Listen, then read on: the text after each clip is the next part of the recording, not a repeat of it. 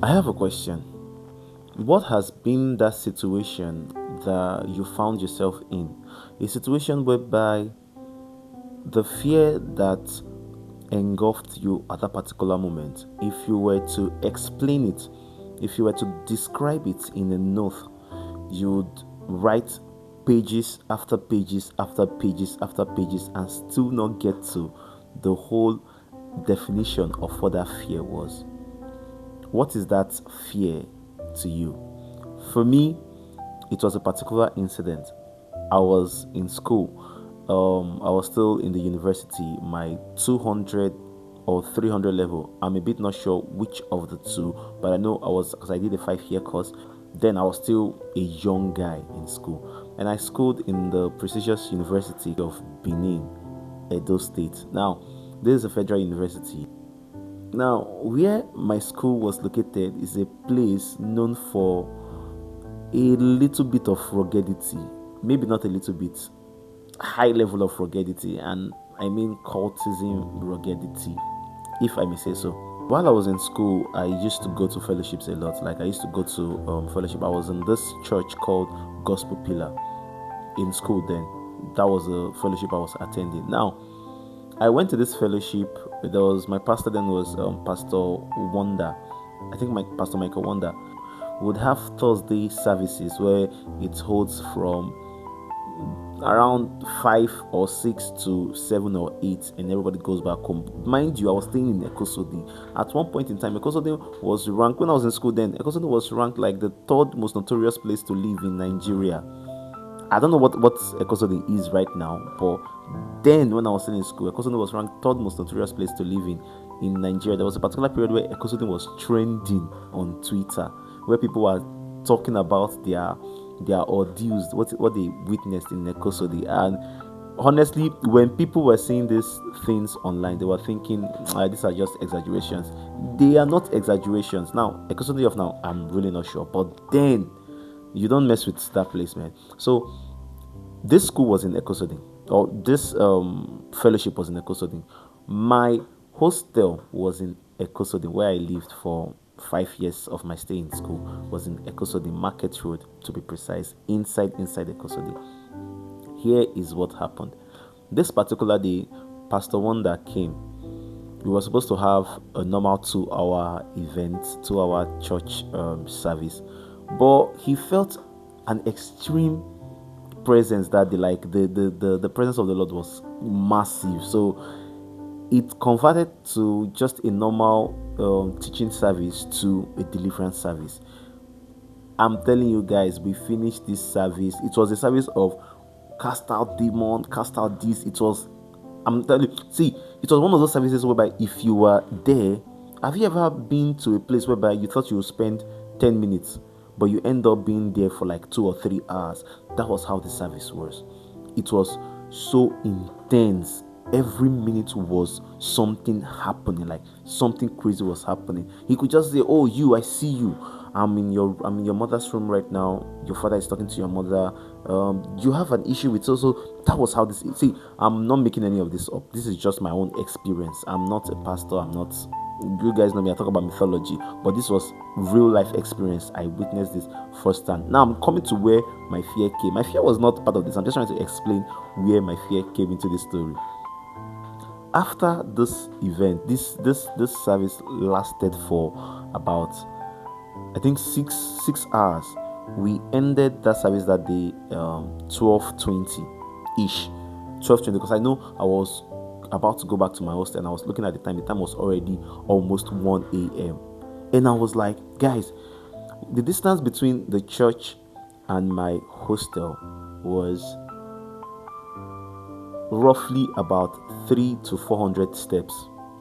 300 to 400 steps. So to get to my hostel, you will need to pass a giant giant school field. It's the Ekosodin Primary School, but there's a big football field in the middle of that school. Now, I would have to pass through this place to get to the streets close to my hostel. Ekosoni was not a friendly place. It's not a place you who don't involve in, bad things walk in the night. That is just it. If you're not involved in bad things, you are going to stay in your house by 8 p.m., 9 p.m. max, unless maybe then we used to go and watch UEFA Champions League. And worst case scenario, 10 p.m. you are back in your house. That is what a normal human being would do, unless you are one of the brosses. That's the word I'm going to use, the brosses.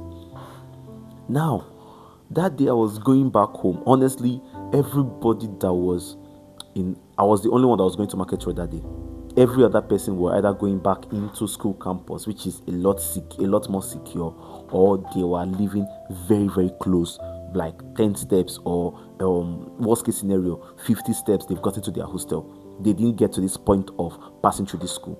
Now, I was, the guy, if you see fear, I was walking. In my heart, I was like, my heart was beating rapidly.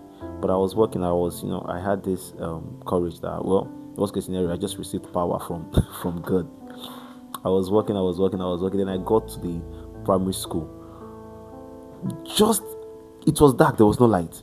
My eyes caught. When you're smoking. When people are smoking a glow, there is this red glow that you see. My eyes caught it from afar. From afar, I saw it.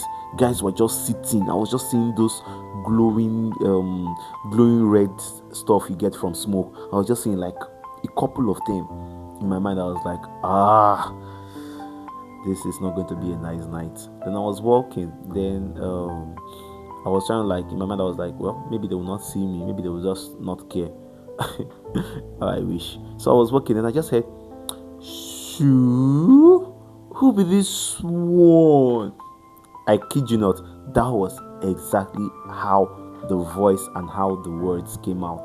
In my mind, I was like, So normally like that, you have two options. Run. If you run, there is no way you want to run to. They are going to catch you because there were many, and it's their time. It's in the night, because you could run and they start saying, "Oh, thief," and there's nothing you want to explain. So that was one. The second option was to go and respect yourself.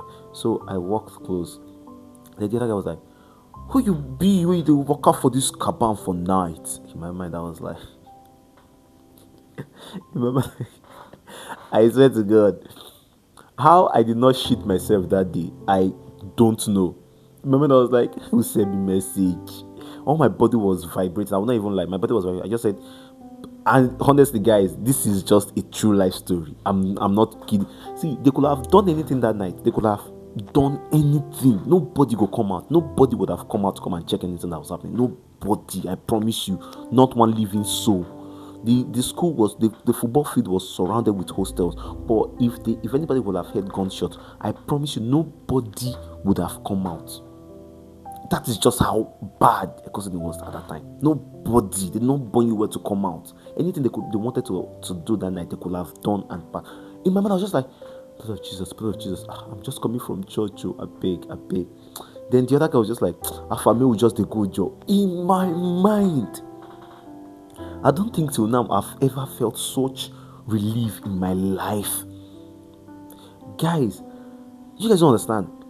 Those guys would have been holding all sorts of weapons. I'm not even joking now. Those guys would have been, anything they had done at that particular moment, it was over. As in, they will have, Yoruba would call it ashegbe. That would have been an ashegbe moment. But the other guy, one of them just randomly said, Afaga, maybe just a good job. In my mind, my heart just went from then after that, I just had to walk, because from there to my hostel was still about 100 steps, 100 to 150 steps. So I just started walking through the place whereby I know there was no place that was populated. There was no guy. See, that day I was just walking with my heart in my hand, and at least I knew that would have been the most challenging place for me to pass. Not like every other place was safer, but that particular spot was the most challenging place that I could have think of in that scenario. So after passing there, I just went and I got back home. When I got home, believe me, from that time till I finished school, I don't think I ever go back to my hostel anytime beyond 8 o'clock. Not once. Anyway, that's my video for today. Thank you for listening.